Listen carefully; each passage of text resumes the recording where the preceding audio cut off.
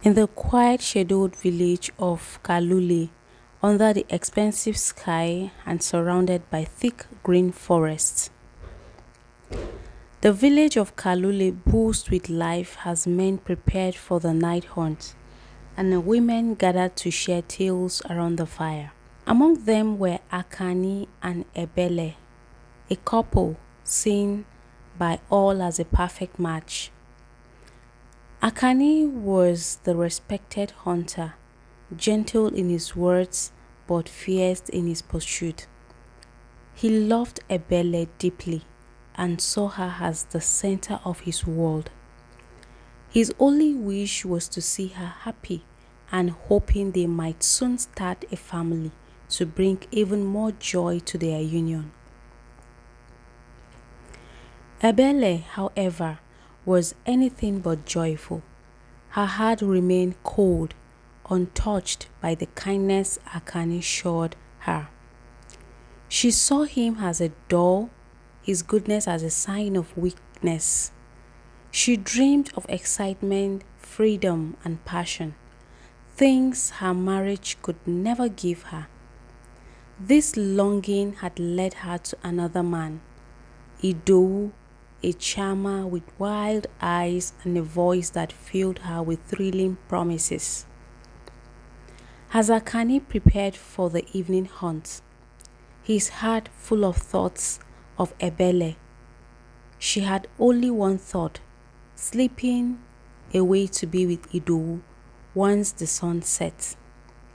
She refused to give Akani children, using it as a silent way to express her disdain each time he suggested they build a family.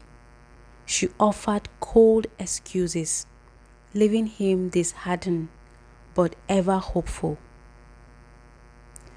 In the village, everyone praised Ebele for her beauty, seeing her as the perfect match for Akani. But beneath her calm exterior, shadows danced her heart, split between two lives. Tonight, while Akani chased his prey, she would chase her passion away from his watchful eyes. That night, as the village settled into quiet, Ebele slipped from her home and darted through the shadows towards a hidden grove. There Ido waited, his presence as magnetic as the night itself. She embraced him, feeling her heart quicken in a way it never did with Akani. He whispered promises of a life they could share, free from limitations of our marriage. "Why do you stay chained to him?" Ido whispered, his voice like honey laced with poison. "You deserve more than life of a routine with a man who doesn't know you." Ebele's gaze lowered, conflicted. She had thought of leaving Akani, but feared the scandal and what the village would think. Ido sensed her hesitation, his grip tightening as he leaned, in his breath warm against her ear.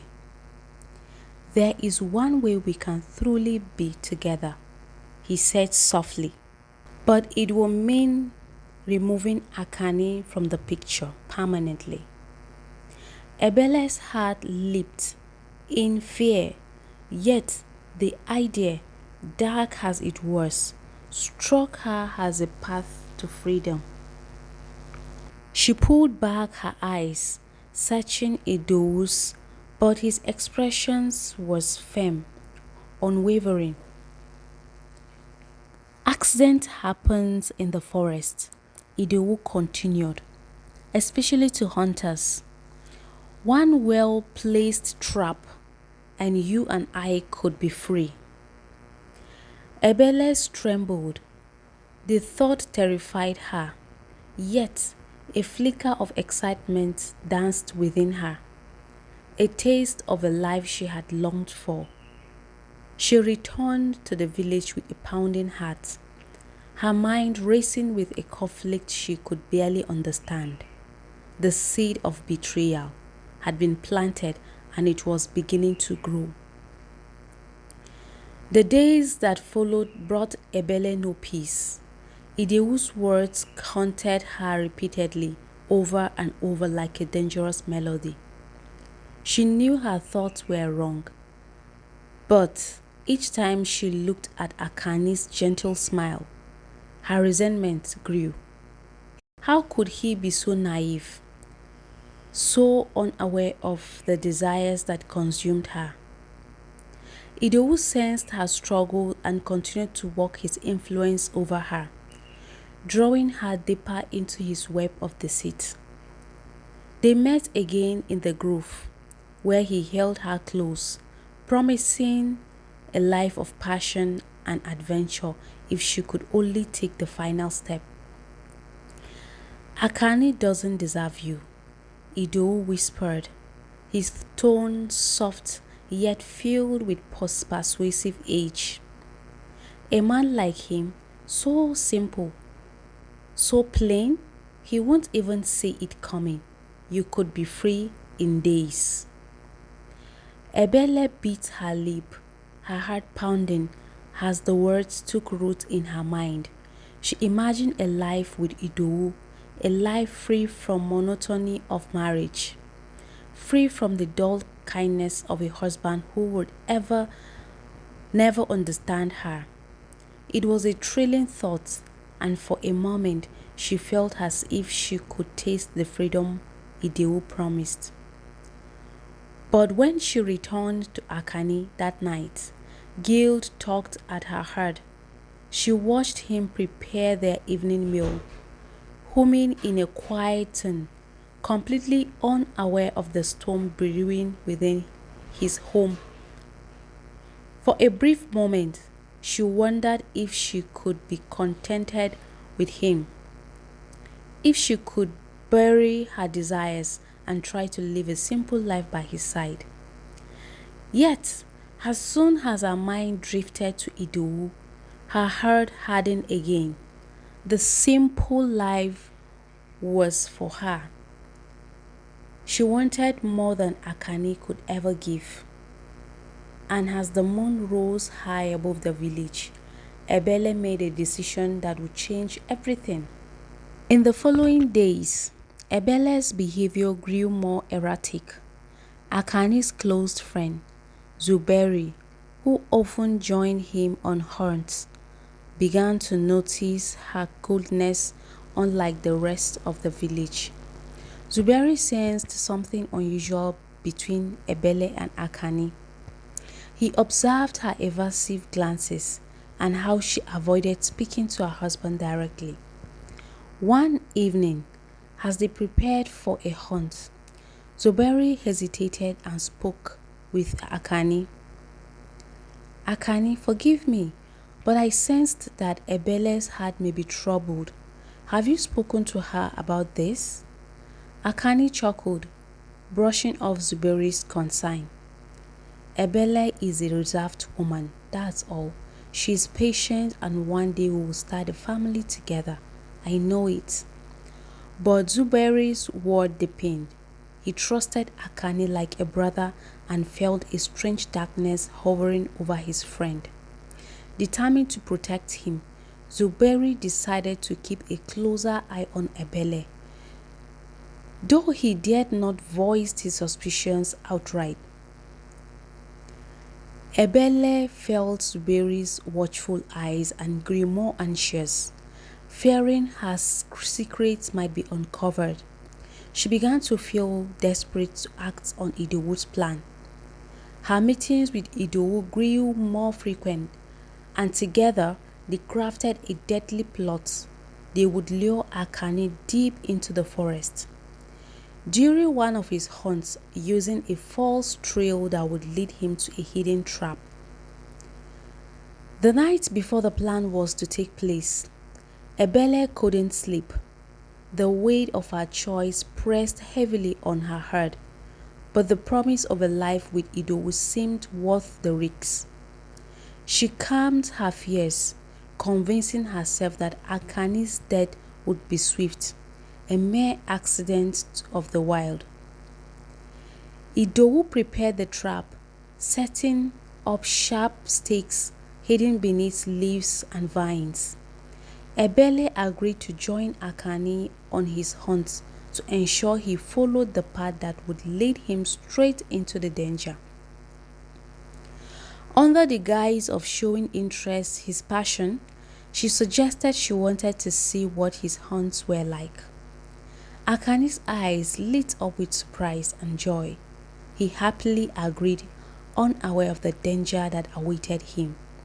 As they set off into the forest, Ebele felt a pang of doubt, but pushed it away, telling herself that her future with Idowu was worth any cost. As they ventured deeper into the woods, Akani noticed the unusual silent forest. Birds were absent, and even the familiar rustle of small creatures were missing. Ebele grew nervous as they neared the trap, but she forced herself to stay calm, masking her fear with practiced smile. Akani, sensing something that was amiss, paused. Strange, the forest is quieter than usual tonight. It's as if the land itself is holding its breath. Ebele urged him to continue, but his instincts kicked in. He glanced back, noticing the unease in her eyes. For the first time, a sliver of doubt crept into his mind, though he couldn't fathom the truth. They reached the spot where the trap lay hidden. Ebele pretended to trip, luring Ekene forward to help her, just as he stepped towards the trap. Tuberi, who had been secretly following them, shouted a warning from the shadows. "Akani, stop!" he yelled.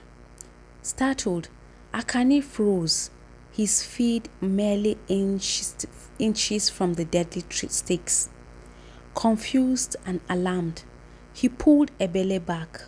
Zoberi emerged from the shadows.